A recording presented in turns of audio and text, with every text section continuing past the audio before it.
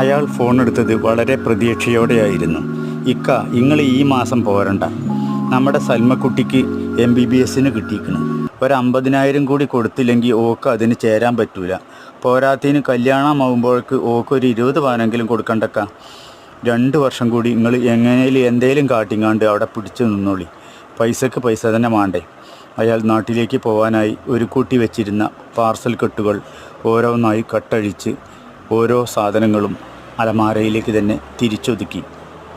വളരെ ക്ഷീണം തോന്നിയ അയാൾ ഒരു ഗ്ലാസ് തണുത്ത ജലമെടുത്ത് കുടിച്ചു. കട്ടിലിൽ തലവെച്ച് മെല്ലെ ഒന്ന് മയങ്ങി.